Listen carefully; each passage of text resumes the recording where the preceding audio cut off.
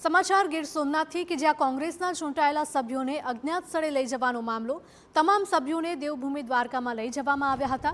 કોંગ્રેસના સભ્યોના પોલીસે નિવેદન લીધાનો આરોપ લાગ્યો છે। મિતિયાજ બેઠકના કોંગ્રેસ તાલુકા પંચાયતના સભ્યના પતિનો આરોપ છે, જે હોટલમાં રોકાયા હતા તેને પોલીસે ઘેરી લીધો હતો। ત્યારે કોંગ્રેસના સભ્યોના નિવેદનો લઈને પોલીસે ધાકધમકીઓ પણ આપી હતી। દ્વારકા પોલીસ કે કોડીનાર પોલીસ દ્વારા કોઈ પ્રતિક્રિયા આવી નથી સામે। ત્યારે કોડીનાર તાલુકા પંચાયતમાં સત્તાને ચાલી રહી છે ખેંચતાણ।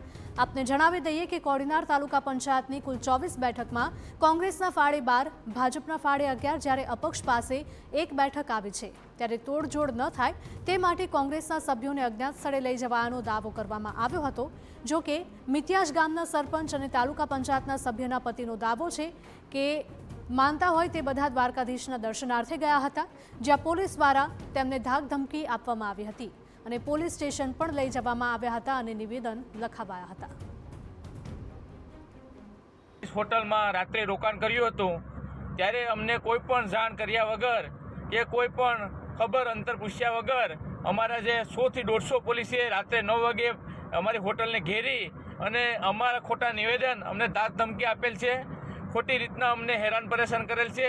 અમારી મહિલાઓ છે, અમારી પત્નીઓ છે, એને પણ ખોટી રીતના ધાકધમકી આપી અને નિવેદન લખાવેલ છે અને અમે જે છે એ દર્શન કરવા માટે આવ્યા છે। અમે કોઈ લૂંટફાટ કે ચોરી કરવા આવ્યા નથી। તો કોડીનાર સ્થાનિક સ્વરાજ્યની ચૂંટણી બાદ વિવાદ વકર્યો છે। તાલુકા પંચાયત ભાજપ સભ્યનું ઉદ્યોગપતિ મનોજ મોરીએ અપહરણ કર્યાનો આરોપ લાગ્યો છે। કોડીનાર પોલીસમાં અરજી બાદ મનોજ મોરીને દ્વારકાથી લાવી પૂછપરછ કરવામાં આવી। કોડીનાર પોલીસ સ્ટેશન આસપાસનો વિસ્તાર પોલીસ છાવણીમાં ફેરવાયો। પૂછપરછ બાદ મનોજ મોરીની ધરપકડ કરાય તેવી પણ આશંકા। મનોજ મોરીને ખોટી રીતે સકંજામાં લીધાનો પત્ની તેમજ કોંગ્રેસનો આરોપ છે। તો 9 વાગે એની દ્વારકા એસપીએ ધરપકડ કરેલી છે, તો અમને કોઈ પણ વસ્તુની ખબર નથી કે કંઈ પણ એનો ગુનો નથી, તો કેવી રીતે ધરપકડ કરી છે એની, શું કામ ધરપકડ કરી છે? અને અમને કોઈ કોન્ટેક જ નથી, એનો નંબર ફોન પણ લાગતો નથી અને એનો કોઈ કોન્ટેક જ નથી।